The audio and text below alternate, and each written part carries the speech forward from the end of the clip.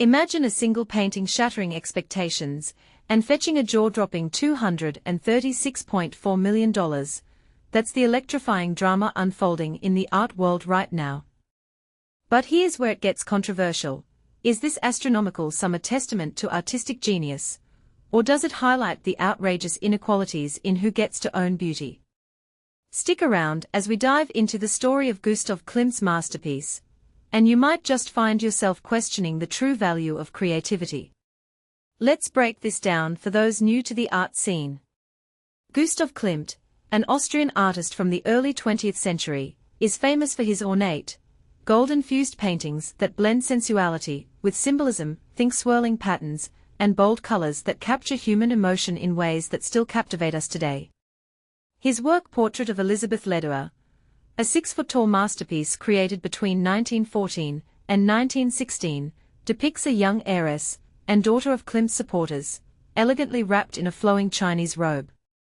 It's a stunning example of his style, and this piece just became the second most expensive artwork ever sold at auction, as well as the priciest modern art piece to go under the hammer.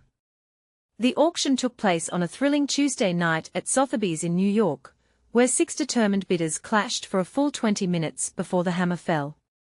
Sotheby's kept the winning buyer's identity a secret, adding a layer of mystery to the already buzzworthy event. But the real intrigue lies in the painting's turbulent past, a tale that could fuel endless debates about restitution and ethics in the art world. During World War II, this very portrait was seized by the Nazis and narrowly escaped destruction in a fire.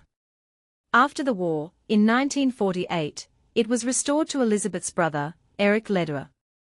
Erich was no stranger to the art circle.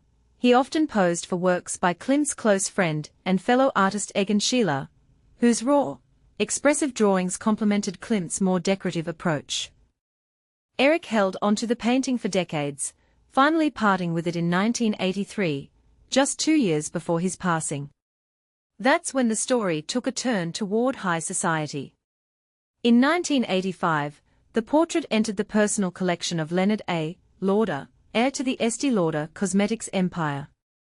Lauder showcased it prominently in his luxurious Fifth Avenue home in New York, lending it out briefly to galleries for public viewing.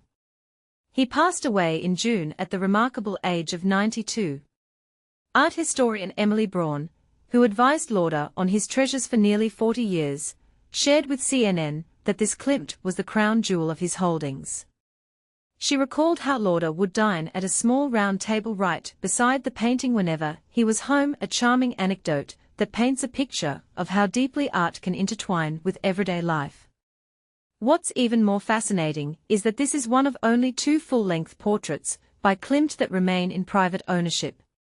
The others are typically housed in museums, making this a rare gem for collectors.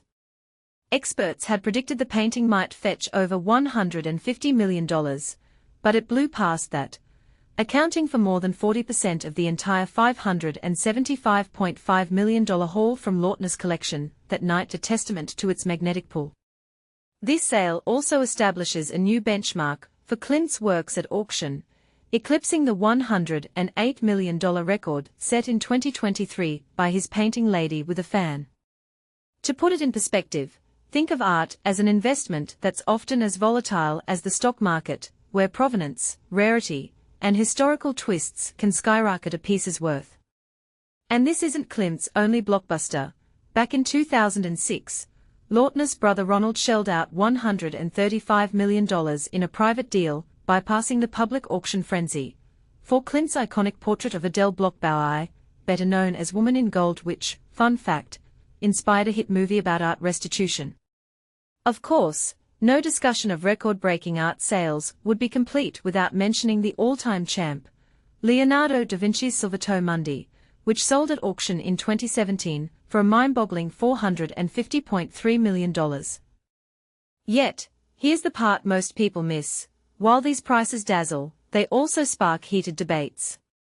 Is art merely a commodity for the ultra-wealthy, or a cultural treasure that should be accessible to all? The Nazi looting aspect raises even bigger questions. Should artworks with tainted histories change hands so freely, or should they be returned to their rightful origins? And what about the environmental toll of transporting and displaying such pieces? Or the ethics of billionaires pouring money into art while global issues like inequality persist? These are the kinds of controversies that keep art lovers and critics buzzing.